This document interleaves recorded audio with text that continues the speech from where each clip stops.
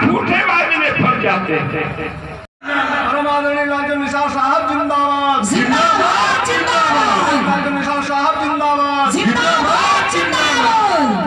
आरक्षण मिला है तो उसका भी मांग सबसे पहले बहन मायावती जी ने किया था कि सवर्ण जात के लोग भी गरीब हैं, उनको 10% आरक्षण मिलना चाहिए।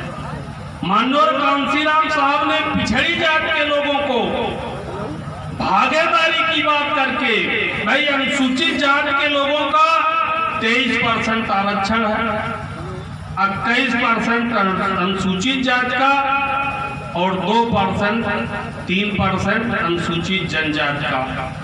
किसी की भी सरकार बने उनके 100 में 23 विधायक बन के जाने हैं, 100 में 23 MP बन के जाने हैं, 100 में 23 IAS उनके होने हैं, 100 में 23 PCS उनके होने हैं, 100 में 23 दरोगा की भर्ती है तो दरोगा भी उनके होने हैं। चूंकि बाबा साहब डॉक्टर अंबेडकर ने संविधान में अनुसूचित जात और अनुसूचित जनजाति के लोगों को ये ताकत दे के गए हैं, लेकिन जो लोग बाबा साहब डॉक्टर अंबेडकर की बात नहीं माने, ऐसे लोग आने के लिए माननीय कांसीराम साहब ने बहुजन समाज पार्टी बनाया और पिछड़ी जात के हर जात के लोगों को ताकत दिया।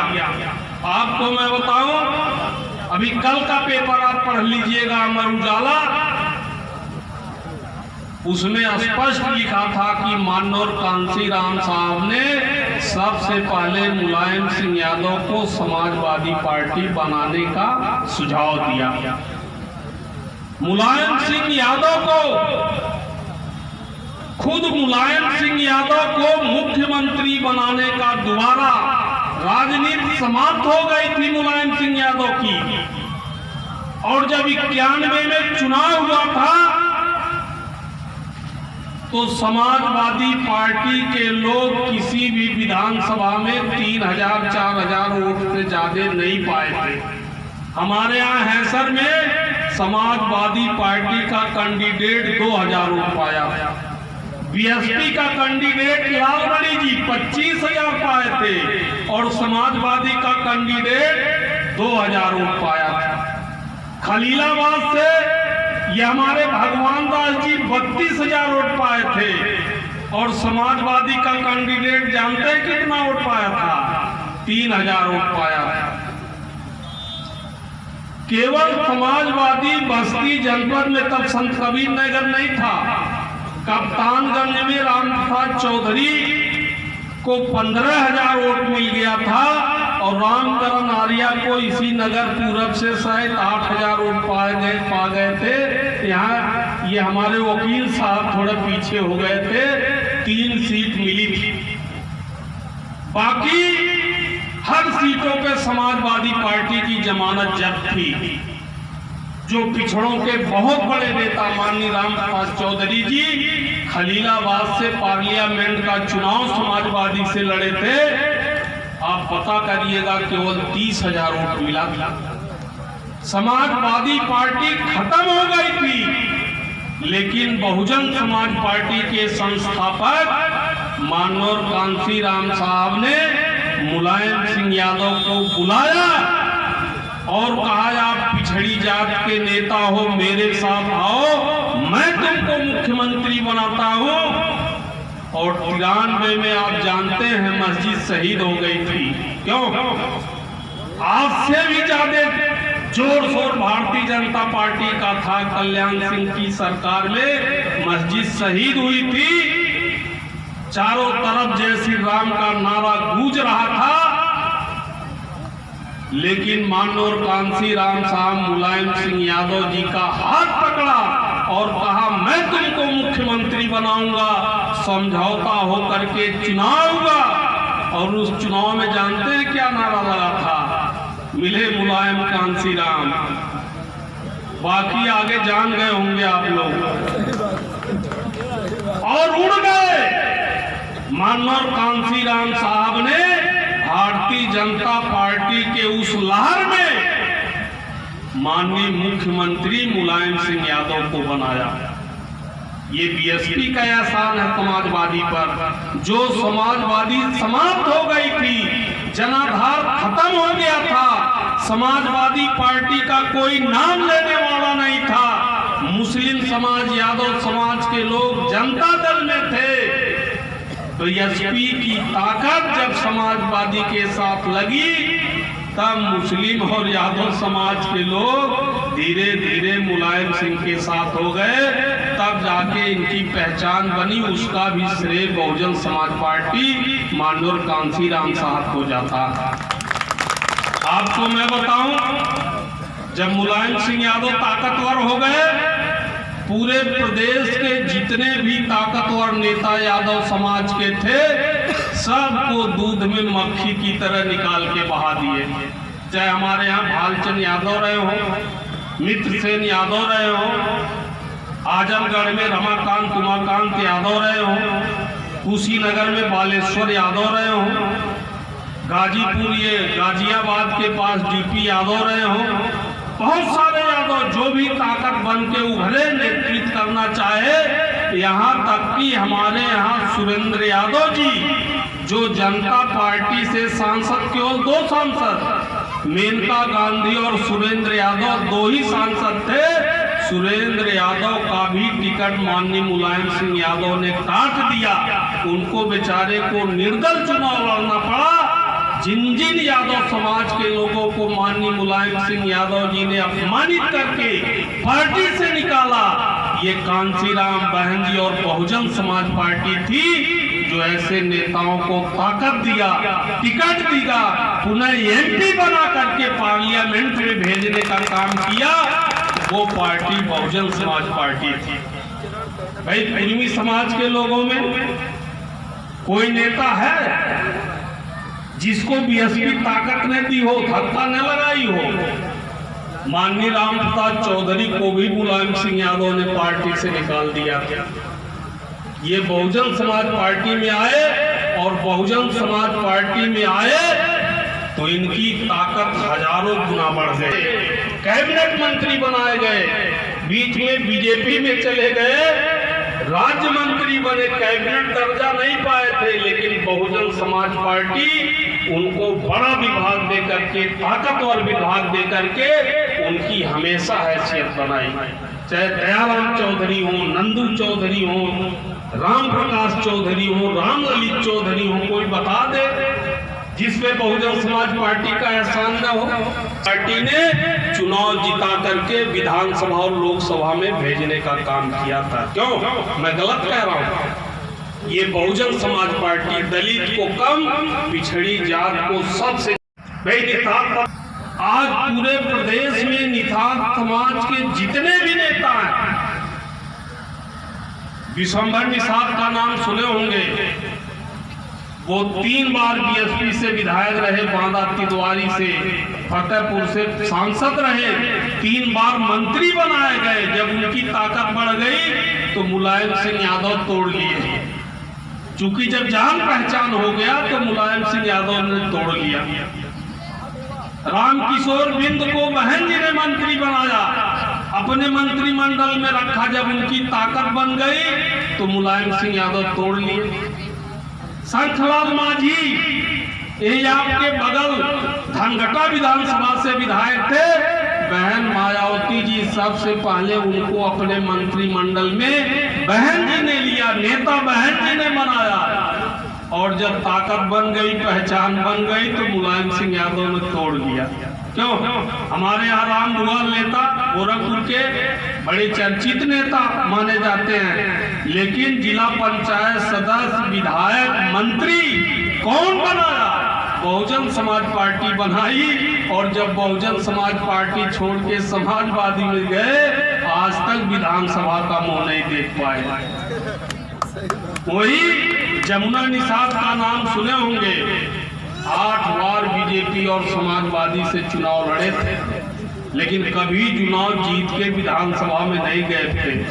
लेकिन ये बहुजन समाज पार्टी थी कि जो माननीय स्वर्गीय जमुना निषाद जी को टिकट दे करके, विधायक बना करके, मंत्री बना करके अगर उनका सम्मान बढ़ाई तो वो पार्टी बहुजन समाज पार्टी थी। क्यों भाई? राजभर समाज में कोई नेता था? जितने भी नेता हैं, चाहे वो सुखदेव राज भर रहे हो, रामचल राज भर रहे हो, या जो ओम प्रकाश राज भर रहे हैं, ये भी बीएसपी के ही बनारस के जिलाध्यक्ष थे, विधानसभा चुनाव लड़े थे, ये सारे के सारे बहुजन समाज पार्टी से पैदा हुए नेता हैं। कितना कहें, पाल समाज भाई, चाहे वो तमाम पाल समाज के लोग, भागवत पाल वगैरह उस समय कैबिनेट मंत्री हुआ करते थे। जब 95 में बहन मायावती जी मुख्यमंत्री बनी थी तो अपने कैबिनेट में इन लोगों को रखी थी।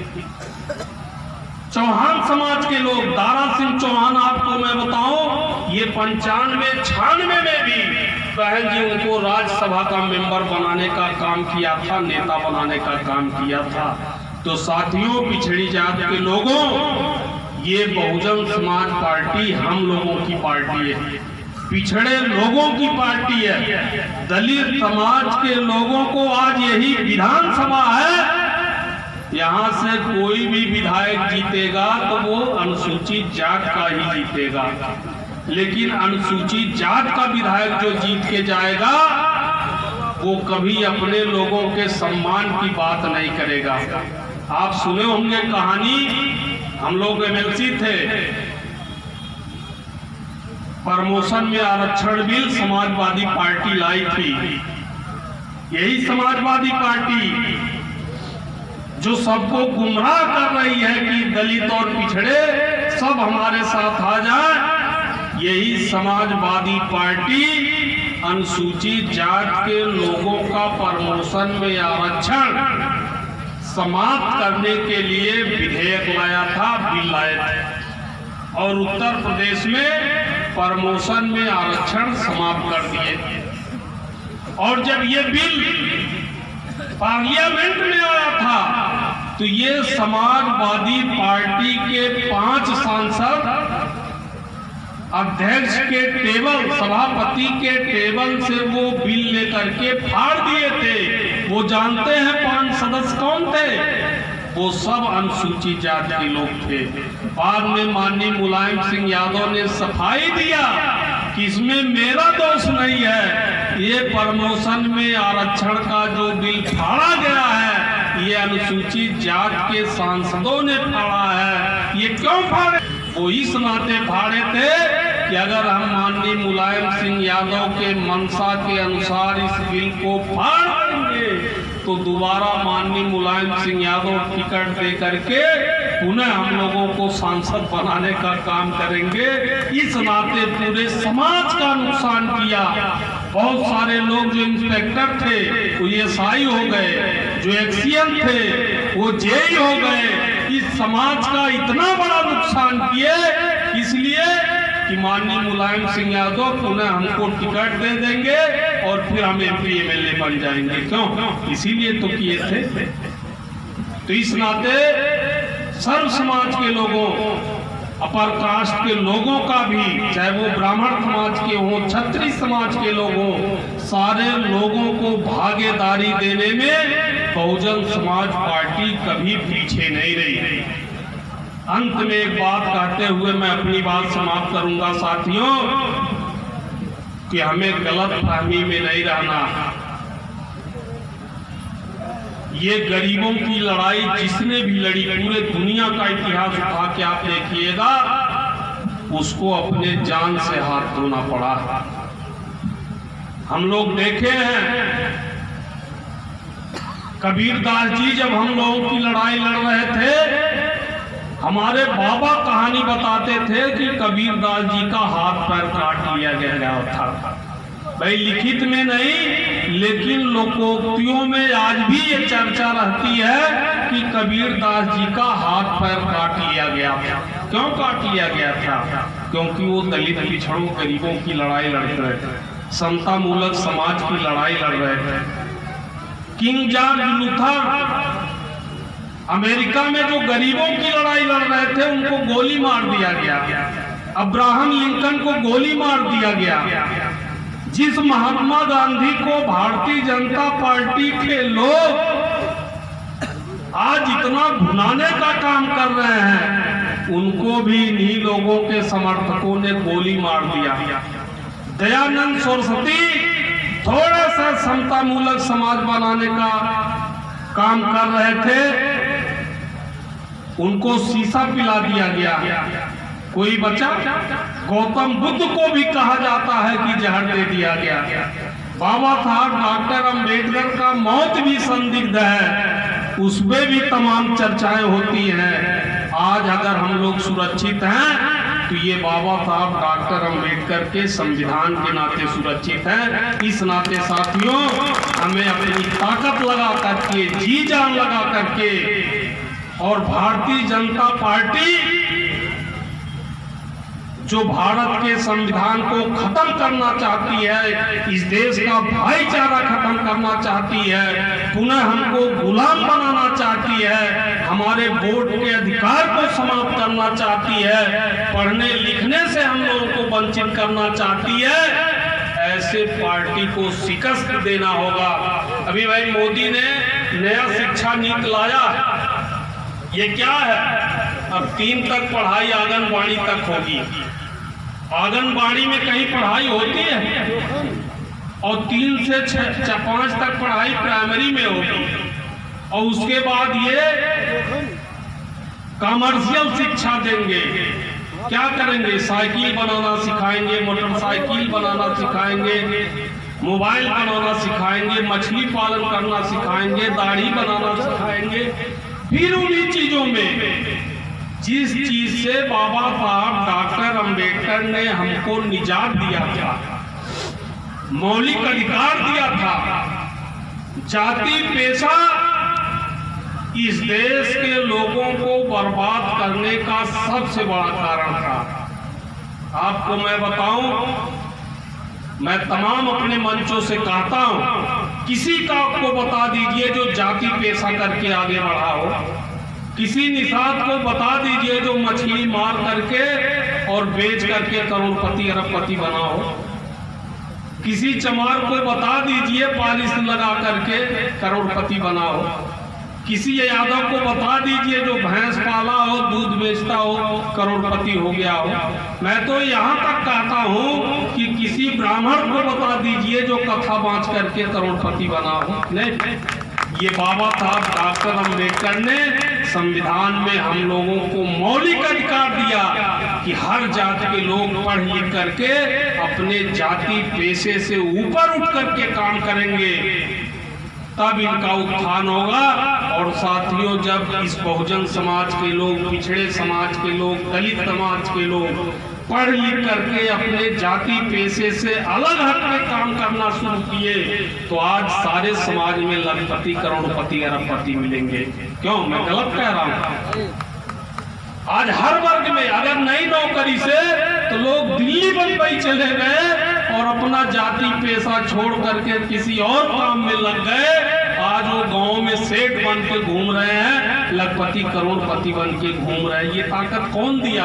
ये बाबा साहब डॉक्टर अंबेडकर संविधान में दिया है। और ये भारतीय जनता पार्टी पुनः हमें अपने जातियों के जाल में जकड़ना चाहती है, फिर हमें गुलाम बनाना चाहती है। इस नाते साथियों, हमें सतर्क और सावधान रहना है। इस प्रदेश में बहन मायावती जी को मुख्यमंत्री बनाना है, प्रदेश में ही नहीं साथियों, हमें देश का प्रधानमंत्री बहन मायावती जी को बनाना पड़ेगा। अगर हम नहीं बना पाए तो आने वाली पीढ़ी हमको गाली देगी, हमको अपमानित करेगी कि सदियों बाद एक नेतृत्व पैदा हुआ था, एक पार्टी बनी थी जो इस देश के दलितों पिछड़ों को पूर्ण आजादी दिलाने की लड़ाई लड़ रही थी। लेकिन ये पिछड़े और दलित सर्व समाज के गरीब कमजोर तबके के लोग समझ नहीं पाए और फिर ये अपनी ताकत अपना अंगूठा जैसे क्लब ने काट के दे दिया था, उसी तरह से आज हम वोट रूपी अंगूठा अपना भाजपा को दे करके अपनी ताकत खत्म करना चाहते हैं। इस नाते साथियों हमें सावधान रहना है और भाई लक्ष्मी चंद खरवार जी को भारी मतों से जिता करके विधानसभा में भेजना है, जिससे हम लोगों की सरकार बने, बहन जी मुख्यमंत्री बने और फिर हर वर्ग के लोग शान से इस प्रदेश में चल सके। इन्हीं शब्दों के साथ बहुत बहुत धन्यवाद। जय भीम, जय भारत।